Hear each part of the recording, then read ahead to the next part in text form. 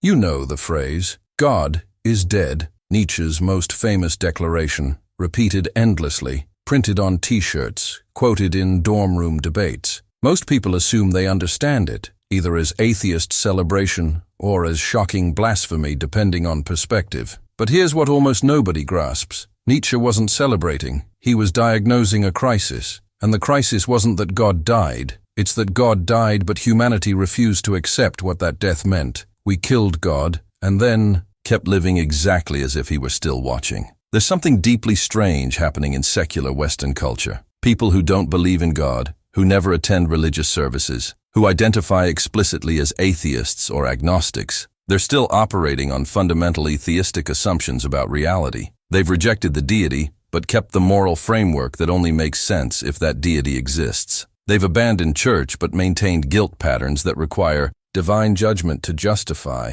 They've declared independence from religion, but still organize their values around concepts that have no foundation outside religious worldview. It's like rejecting monarchy while still bowing to an empty throne. This isn't just philosophical curiosity. It's psychological crisis, affecting millions who think they've escaped religion, but haven't examined the architecture it left behind. The person who stops believing in God but still feels cosmically guilty about natural desires. They're living in God's shadow. The atheist who insists on objective universal morality without theological grounding. They're living in God's shadow. The secular progressive who treats certain political positions as sacred and treats dissent as heresy. They're living in God's shadow. The structure remains even after the foundation disappeared, and nobody wants to acknowledge that the structure can't stand without the foundation. One philosopher saw this pattern emerging in real time during the 19th century. He watched as European intellectuals declared God dead, while simultaneously trying to preserve everything God's existence had justified: objective morality, human dignity, progress, meaning, purpose. He recognized this as incoherent,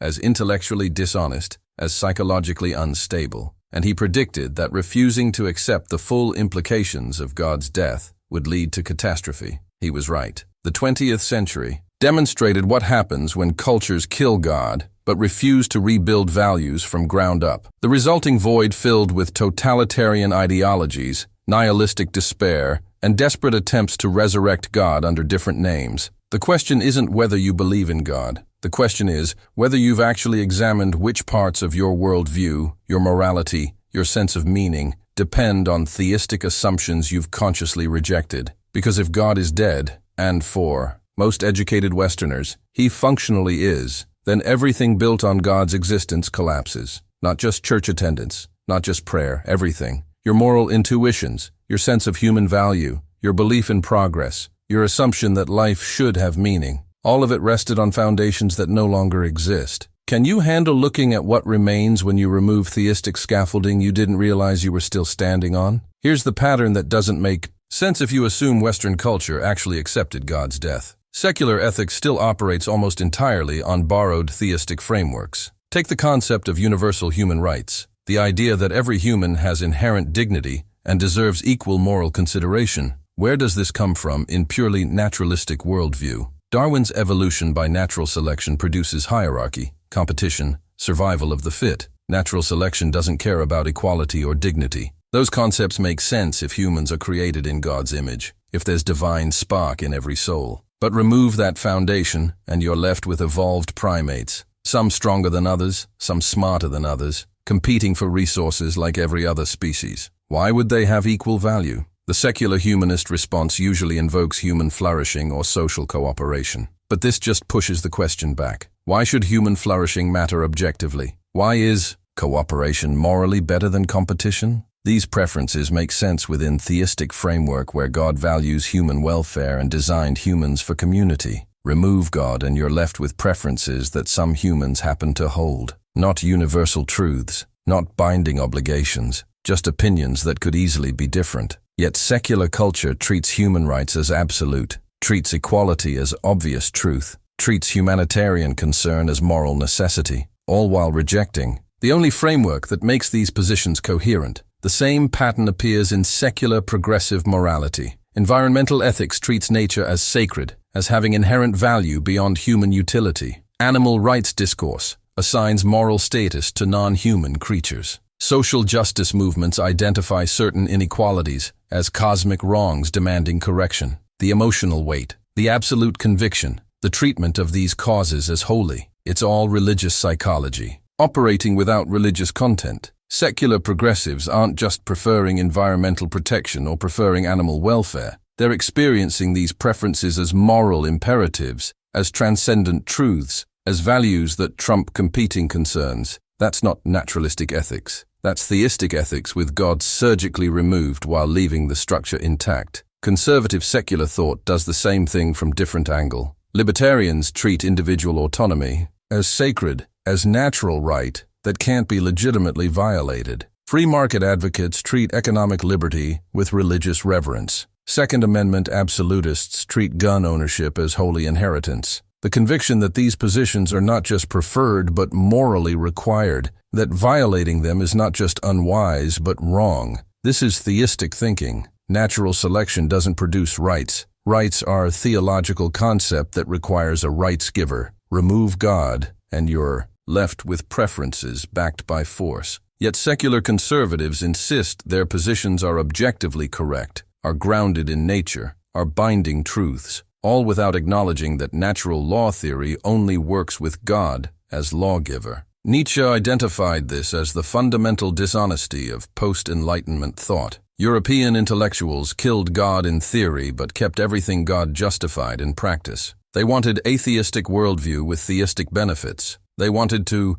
remove cosmic authority but keep cosmic morality. They wanted liberation from religion without acknowledging that liberation from religion means liberation from everything religion grounded. The contradiction isn't sustainable. You can't have objective universal morality in purely material universe. You can't have inherent human dignity in naturalistic framework. You can't have absolute ethical obligations without ethical absolute. What happens when culture realizes it's been living on borrowed theistic capital for centuries while refusing to acknowledge the debt? Friedrich Nietzsche witnessed God's death firsthand, not as abstract philosophical development, but as lived cultural transformation. Born in 1844 into deeply Lutheran Germany, he grew up in the last generation where Christianity was still assumed foundation of European civilization. But by his 20s, that foundation was visibly crumbling. Darwin published Origin of Species in 1859, destroying teleological understanding of nature. Historical, critical, biblical scholarship was exposing scripture as human document full of contradictions and historical errors. Scientific materialism was explaining phenomena previously attributed to divine action. The intellectual basis for Christian belief was collapsing rapidly across educated Europe. But Nietzsche noticed something peculiar. The same intellectuals and academics who were dismantling Christianity's truth claims were maintaining Christianity's value system. They rejected God, but kept Christian morality. They dismissed biblical authority, but preserved biblical ethics. They abandoned church, but continued preaching compassion, equality, and universal human dignity, concepts that made sense in Christian framework, but had no grounding in the materialist worldview they'd adopted. It was intellectual incoherence on massive scale, and almost nobody acknowledged it. This contradiction became personal for Nietzsche. During his professorship at Basel, he was surrounded by colleagues who considered themselves progressive rationalists, who dismissed religious superstition, who prided themselves on scientific worldview. Yet these same people were morally outraged by violations of Christian ethics, were committed to Christian humanitarian values, were teaching students that objective morality existed even though their materialist framework provided no foundation for such objectivity. They'd killed God, but hadn't examined what else had to die with him. They wanted benefits of Christian civilization without cost of Christian commitments. The turning point came through Nietzsche's recognition that he'd been doing the same thing. He'd abandoned Christian belief while unconsciously maintaining Christian psychology. His guilt patterns, his moral intuitions, his sense of obligation, these remained even after theological foundation disappeared. He realized he was living in God's shadow, that God's death didn't automatically produce freedom, but left behind psychological structures that needed deliberate dismantling. This launched his philosophical project in the 1870s and 1880s, mapping the hidden persistence of theistic thinking in post-theistic culture and working out what genuine post-theistic existence would require. His investigation wasn't abstract academic exercise. It was existential necessity, driven by direct observation of cultural crisis. He watched as European civilization lost its foundation,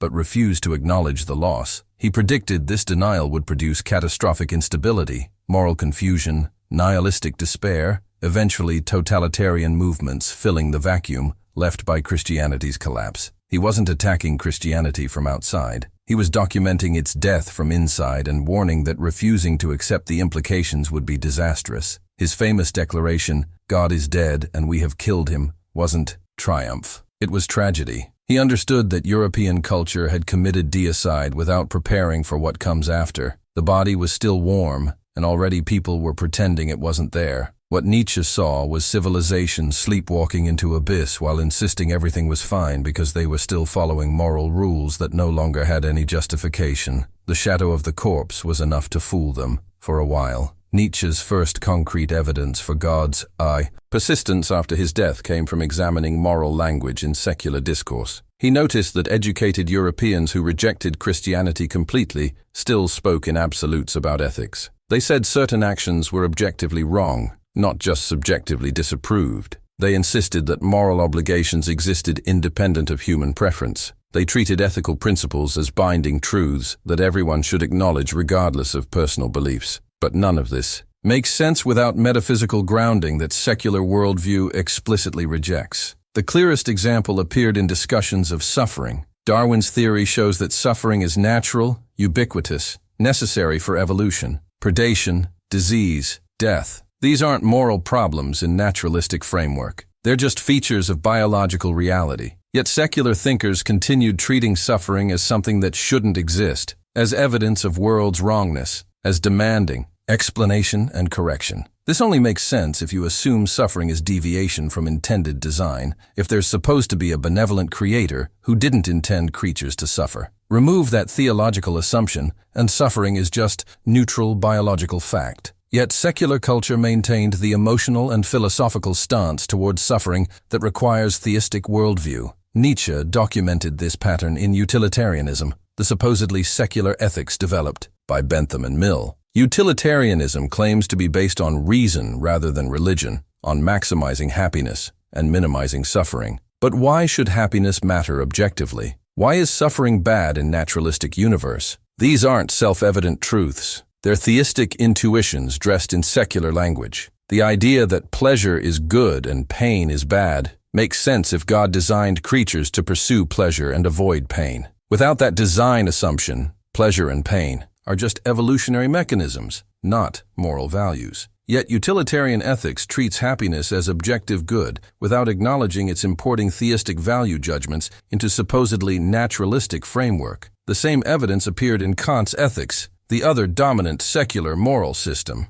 Kant tried to ground morality in pure reason without religious foundation, claiming categorical imperative could be derived logically. But his entire system depends on assumptions that only make sense theologically. Why should rational beings have special moral status? Why should we act only according to principles we'd will to be universal laws? Kant's answers ultimately rest on dignity of rational nature and structure of moral law, concepts that make sense if God created rational beings in his image and if moral law reflects divine will. Remove God and Kant's whole system collapses into arbitrary preferences. Yet it became foundation of secular ethics, while pretending it needed no theological grounding. What emerged from this evidence was recognition that supposedly secular ethics was almost entirely parasitic on theistic foundations. The moral intuitions, the sense of obligation, the treatment of certain values as absolute, these all came from Christian worldview. Secular philosophy was just repackaging Christian ethics while removing explicit references to God.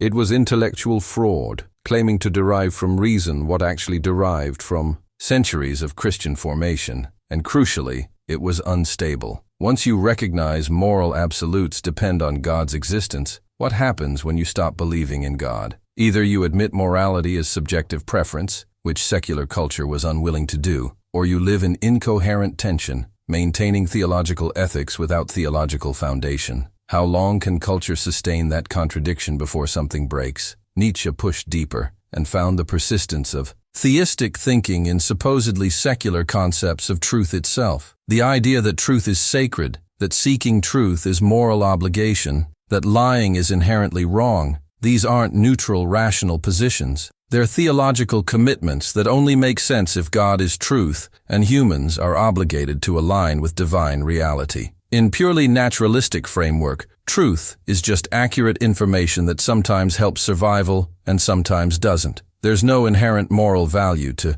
truth-seeking. Useful fictions might serve survival better than uncomfortable truths. Yet secular culture treats truth as absolute value worth pursuing regardless of consequences. This pattern appears clearly in scientific culture. Scientists and rationalists speak of truth with religious reverence, treat empirical investigation as sacred duty, condemn those who reject scientific consensus with moral fervor. The emotional intensity, the sense of betrayal when someone denies established facts, the treatment of scientific methodology as inviolable. This is religious psychology. From purely pragmatic perspective, believing useful falsehoods is sometimes better than believing difficult truths. Natural selection doesn't care about truth. It cares about reproduction. Humans who believe comforting fictions might thrive better than those committed to harsh realities. Yet secular scientific culture maintains the Christian commitment to truth as transcendent value, as something worth sacrificing comfort and security to pursue. The academic commitment to intellectual honesty reveals the same pattern. Scholars treat plagiarism as grave moral offense, treat falsifying data as academic sin, treat misrepresenting sources as professional death. But why? In naturalistic worldview, these are just strategies that sometimes work and sometimes don't. If you can advance your career through intellectual dishonesty without getting caught, natural selection doesn't judge you. Only theological framework that says God sees everything and judges deception can make intellectual honesty an absolute obligation. Yet secular academia operates on precisely this theological assumption while explicitly rejecting theology. Nietzsche found the pattern extending to concepts of human dignity and equality. The idea that all humans have equal moral worth is explicitly Christian theology. It makes no sense naturalistically. Humans vary dramatically in intelligence, strength, beauty, productivity. Natural selection produces hierarchy, not equality. The strong dominate the weak. The smart outcompete the stupid. This is amoral biological reality. Yet secular culture insists all humans deserve equal moral consideration, that discrimination based on natural differences is wrong, that dignity belongs to everyone regardless of capacity. This is Christian doctrine, all souls equal before God, maintained without the God who makes it coherent. The evidence became undeniable when Nietzsche examined secular culture's treatment of redemption and guilt. Secular social justice movements promise salvation through correct politics. Secular therapy culture offers redemption through psychological work. Secular self-help promises transformation through proper techniques. The structure is identical to Christianity: original sin, recognition of sin, repentance, salvation, just with theological vocabulary replaced. You're born complicit in systems of oppression. You must acknowledge your privilege. You must do the work. You can be redeemed. Or, you're born with psychological damage. You must acknowledge your dysfunction.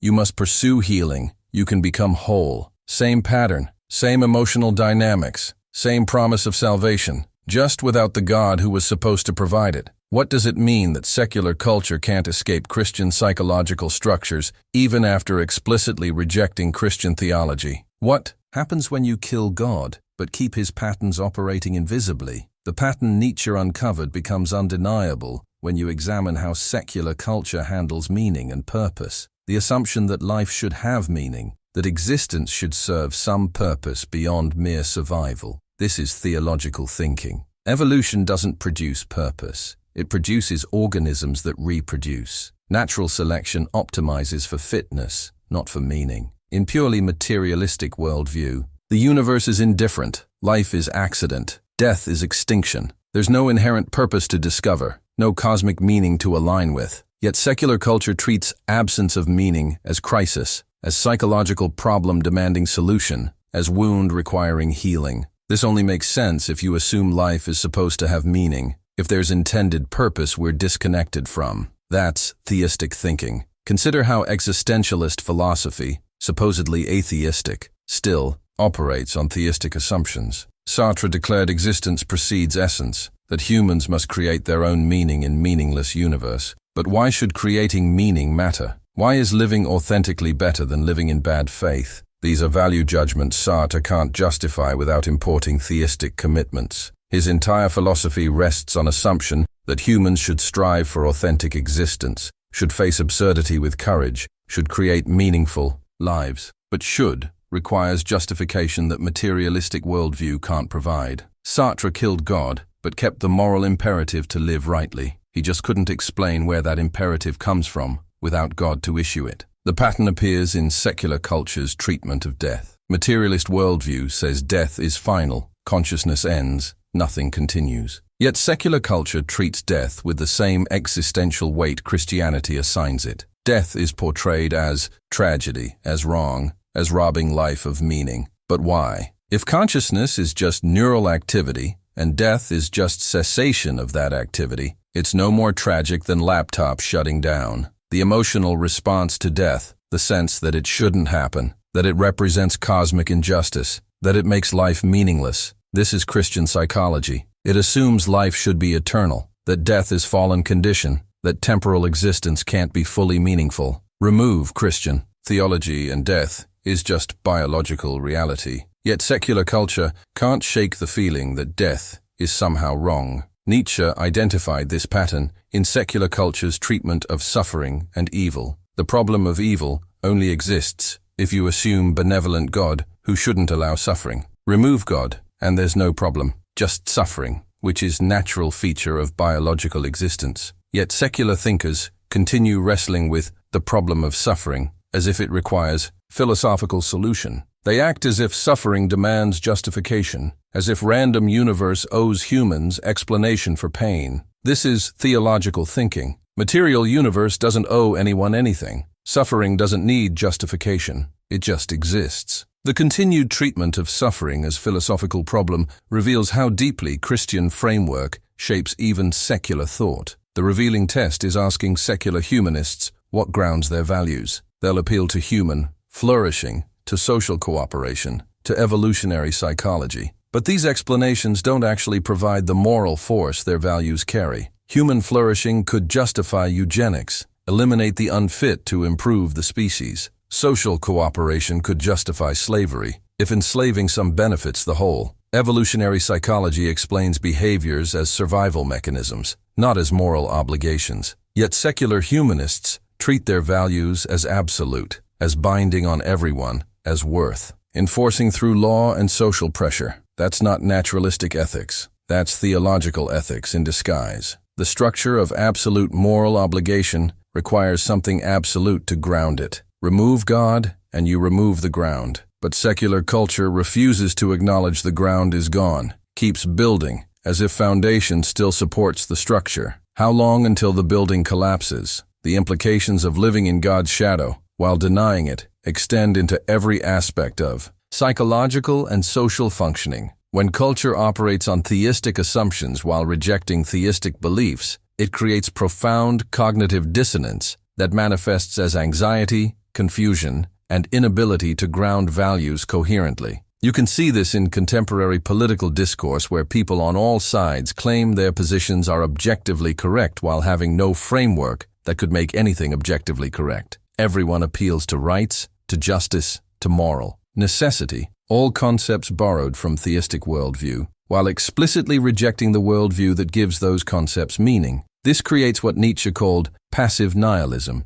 the condition where people recognize nothing has inherent meaning but can't accept the implications, so they desperately construct artificial meanings and pretend they're real. Modern social justice movements display this pattern clearly. They treat political causes with religious fervor. They identify heretics and demand confessions. They promise redemption through correct ideology. It's Christianity without Christ, salvation through politics rather than through God. But it can't deliver what it promises because political movements can't provide cosmic meaning. They can redistribute power. They can change laws. They can alter social arrangements. They can't fill the void left by God's death. Yet believers invest these movements with transcendent significance because they can't face the alternative, that nothing has transcendent significance in godless universe. Conservative movements do the same thing from different angle. Traditionalists treat nation, family, and heritage with sacred reverence. They speak of preserving civilization, defending values, maintaining order, all with emotional intensity borrowed from religious devotion. But in purely naturalistic worldview, traditions are just patterns some humans happen to develop. Civilizations are just social arrangements that sometimes work. Values are just preferences. There's nothing sacred to preserve. Yet secular conservatives can't abandon the theistic psychology that makes their commitments feel meaningful. They need their causes to matter transcendently, so they import religious significance into secular concerns without acknowledging what they're doing. The personal psychological cost appears in epidemic levels of anxiety and depression in secular cultures. When you're raised with theistic assumptions about meaning, purpose, and moral value, then lose belief in God, you're left with unbearable emptiness. Life feels like it should have meaning, but doesn't. Actions feel like they should matter, but don't. Existence feels like it should serve purpose, but doesn't. This gap between theistic psychological formation and atheistic intellectual position creates constant internal tension. Some people fill it with political ideology. Some fill it with consumerism. Some fill it with career ambition. But these substitutes can't actually replace what religion provided, because they're not built to provide cosmic significance. They're finite pursuits being asked to deliver infinite meaning. Nietzsche recognized that genuine post-theistic existence requires rebuilding psychology from ground up, not just removing God while keeping God-shaped whole. You can't kill God and keep Christian morality, keep Christian psychology, keep Christian assumptions about meaning and value. Everything connected to God has to be re-examined and either justified independently or discarded. This is a terrifying prospect because it means most of what people assume about ethics, meaning, and human value might have no foundation. But the alternative, living in God's shadow while denying it, creates psychological conditions that are arguably worse. The honest nihilism Nietzsche proposed at least faces reality. The passive nihilism of secular culture that pretends theistic values survive, God's death creates internal contradictions that produce anxiety, depression, and desperate grasping for artificial meanings. Which is more bearable, facing that nothing is sacred or pretending secular causes have sacred significance they can't actually possess? Here's where Nietzsche's analysis becomes disturbing. The maintenance of theistic structures after God's death isn't just cultural drift or unconscious habit. It's deliberate strategy by people who understand that explicitly atheistic worldview destabilizes social order. Intellectuals and political leaders recognized that Christian belief was dying among educated classes, but they also recognized that explicitly accepting God's death would undermine moral consensus necessary for functional society. So they developed compromise, reject theological claims while preserving moral framework those claims justified, keep Christian ethics while removing Christ, maintain theistic values while abandoning theistic beliefs. This pattern appears explicitly in 19th century political philosophy. Comte developed positivism as explicitly atheistic, but tried to create religion of humanity with all the structures of traditional religion, minus the theology. Mill promoted utilitarianism as rational ethics, while defending Christian moral conclusions through consequentialist reasoning. Even Marx, explicitly materialist and anti-religious, built his communist vision on secularized Christian eschatology, paradise lost, primitive communism, fall, private property, redemption, revolution, salvation, classless society. These weren't accidental parallels. They were deliberate preservation of Christian psychological structures while removing Christian metaphysical claims. The strategy succeeded because most people don't examine philosophical foundations of their values. They inherit moral intuitions from Christian culture, then rationalize those intuitions using secular vocabulary. They feel that all humans have equal dignity, that's Christian formation, then explain it through appeal to shared humanity or rational capacity. They feel that suffering is wrong, Christian psychology, then justify it through utilitarian calculus. They feel truth is sacred, theistic commitment, then defend it as rational necessity. The theistic source of these intuitions remains hidden, operating through cultural transmission, disguised as secular reasoning. Nietzsche found evidence that intellectuals consciously understood this dynamic. Writers like George Eliot translated Christian ethics into secular language while knowing she was preserving Christian values without Christian beliefs. Dostoevsky wrote explicitly about the problem. If God doesn't exist, everything is permitted. He understood that removing God while keeping moral prohibitions requires intellectual dishonesty. Secular culture adopted Eliot's approach, preserve the ethics, while ignoring Dostoevsky's warning that preserving ethics without foundation is incoherent. The truly unsettling element is that this compromise might be necessary for social stability. If masses explicitly accepted that God is dead and all values are human constructions with no objective foundation, would social cooperation survive? Would people follow laws they recognized as arbitrary? Would moral restraints hold if everyone acknowledged their useful fictions rather than binding obligations? Maybe secular leadership maintained theistic structures because alternative, widespread recognition of nihilistic implications would produce chaos. Maybe lying about foundations of morality is necessary for functional society. But this creates culture built on denial, on collective agreement to not examine what justifies shared values. And as Nietzsche predicted, such structures eventually collapse when enough people notice the foundation is missing. The 20th century's totalitarian movements filled the vacuum exactly as he warned. When Christian values lose their foundation but culture won't admit it, people become desperate for anything that promises meaning and certainty. Fascism and communism offered secular salvation, gave people transcendent causes to die for, provided moral clarity in a confusing world. They were God substitutes, filling the void left by Christianity's death. The pattern continues today. Why are people so tribal about politics? Because politics has become their religion. Why do social movements resemble religious movements? Because they're serving religious psychological needs in supposedly secular culture. The question isn't whether this substitution is conscious conspiracy. It's whether the result, culture operating on unacknowledged theistic assumptions, can remain stable indefinitely or eventually collapses under its own contradictions. The question emerges, if Nietzsche exposed this pattern over a century ago, why isn't it widely understood? Why do secular humanists still operate on unexamined theistic assumptions? Why hasn't culture honestly confronted what God's death implies? The answer reveals how threatening this recognition is to existing social order. Acknowledging that secular values have no foundation undermines the entire structure of modern liberal society. So the acknowledgement gets suppressed through multiple mechanisms that operate below conscious awareness. The primary suppression mechanism is academic compartmentalization. Philosophy departments discuss Nietzsche's critique as historical curiosity without applying it to contemporary ethics. Ethicists teach utilitarian and deontological theories without examining their theistic foundations. Political philosophers defend human rights without addressing why rights would exist in a materialist universe.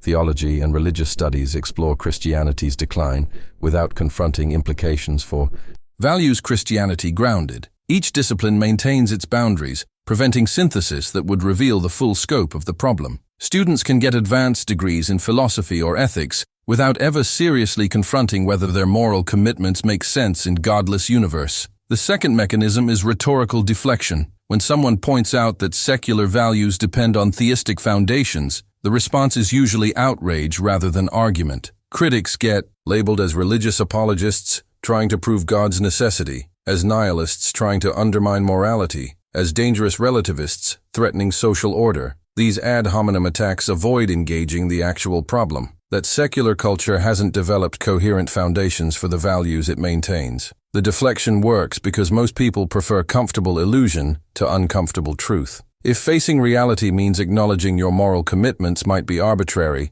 preferences, most people choose not to face reality. The third mechanism is practical necessity. Even people who intellectually understand the problem can't live according to its implications. You can recognize that human rights have no objective foundation, but you still need to interact with legal and political systems built on human rights concepts. You can understand that moral obligations don't exist in a godless universe, but you still experience guilt and make ethical judgments. The gap between intellectual position and lived experience is too large, so people develop split consciousness, intellectually atheist but practically theist, philosophically nihilist but emotionally moralist. They know their values have no foundation, but can't function without treating them as if they do. Modern resistance follows these patterns precisely. Secular humanists confronted with Nietzsche's analysis typically respond that he was overly pessimistic, that values can be grounded in human flourishing without God, that evolution produced moral sense. making cooperation beneficial. But these responses don't address the core issue.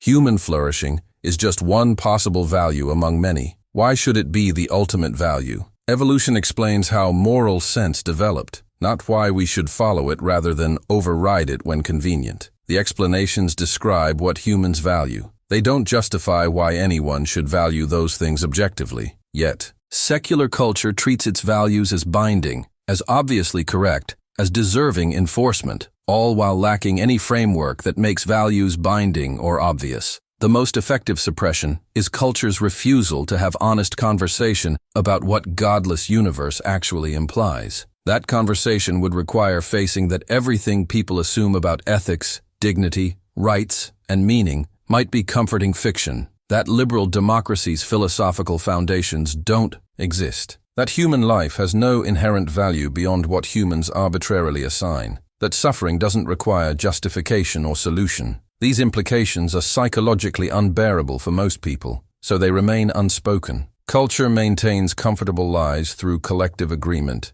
not to examine them too closely. But unexamined contradictions eventually produce crises. How long can civilization operate on borrowed theistic capital while insisting it's self-sufficient? The final question isn't whether God is dead. For most educated Westerners living in secular culture, that question was settled long ago. The final question is whether you're going to keep living in his shadow or actually step into the sunlight of a godless universe. Because here's what Nietzsche understood that most people still don't. You can't have it both ways. Either God exists and grounds objective morality, inherent dignity, cosmic meaning, in which case atheism is false, or God doesn't exist, and those concepts have no foundation, in which case you need to rebuild your worldview from scratch without importing theistic assumptions. What Nietzsche proposed wasn't despairing nihilism, but what he called active nihilism, honest confrontation with meaninglessness, a starting point for creating new values.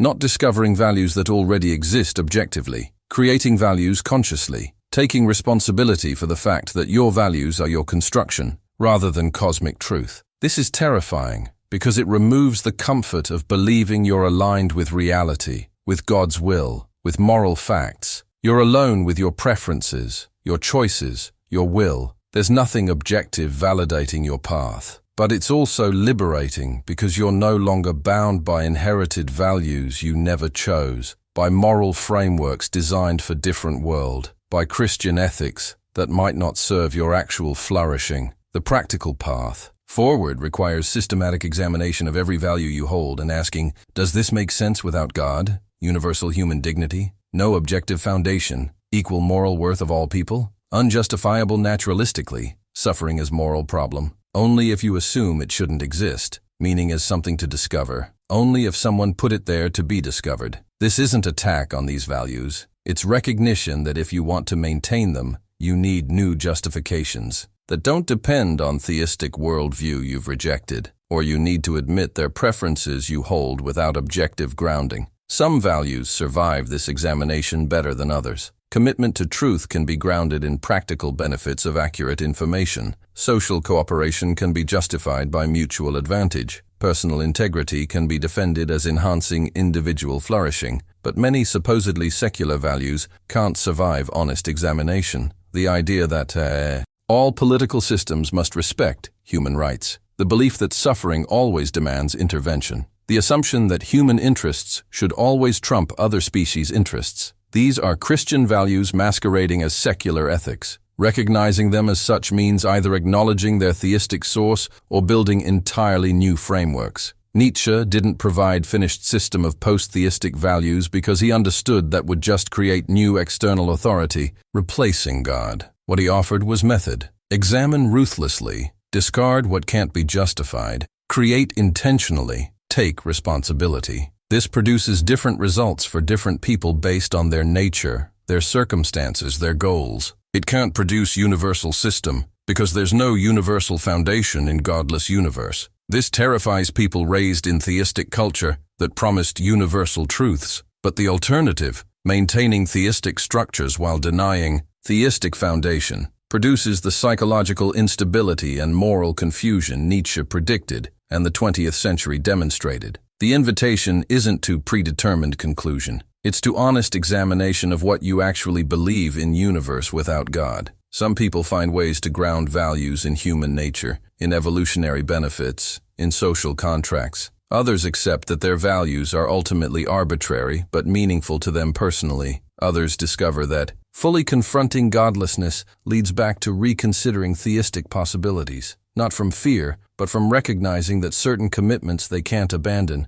might require foundations they'd dismiss too quickly. The outcome matters less than the honesty of the process. What matters is stopping the pretense. Stop pretending secular humanism has objective foundations when it's operating on borrowed Christian capital. Stop treating political ideologies as sacred when they're human constructions. Stop acting as if evolution produced moral obligations when it just produced organisms that survived. Stop living in God's shadow while denying He ever existed. The dishonesty creates psychological instability, moral confusion, and cultural crisis. Nietzsche predicted exactly this. The 20th century confirmed it. The 21st century is repeating it. The chains aren't external anymore. God died over a century ago in intellectual culture, longer in practical culture. The chains are internal. The theistic assumptions you inherited, the Christian psychology you absorbed, the moral framework that requires foundations you've rejected. Nobody's forcing you to maintain these patterns. You're maintaining them because examining them is uncomfortable, because abandoning them feels dangerous, because you haven't developed alternatives. But every day you operate on values you can't justify is a day you're living dishonestly, a day you're trapped in the shadow of a corpse. Killing the external God was easy. Intellectuals accomplished that centuries ago. Killing his internal replicas, that's the work Nietzsche identified, and that almost nobody has done. It requires examining every moral intuition, every sense of obligation, every assumption about meaning and asking whether it makes sense without theological foundation. Most don't survive the examination. What remains is smaller, starker, more personally grounded, and more honest than the comfortable lies secular culture maintains. The question Nietzsche poses isn't comfortable. It's not meant to be. If God is dead, why are you still living as if He's watching? Why do you feel guilty about things that are only wrong if divine law exists? Why do you treat human life as sacred if nothing is actually sacred? Why do you believe in progress if the universe has no direction?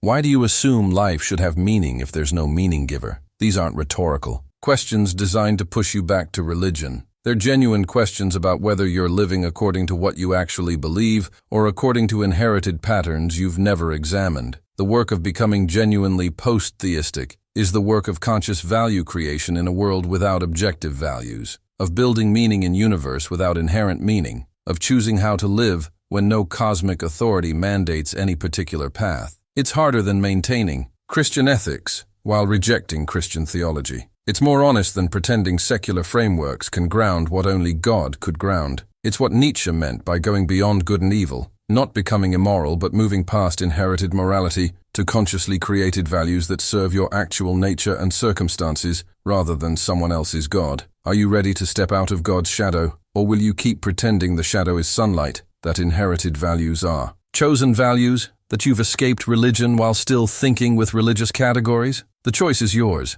But choosing to remain in the shadow while claiming you've moved beyond it, that's not freedom. That's just comfortable delusion. And delusion, unlike honesty, always comes with a price.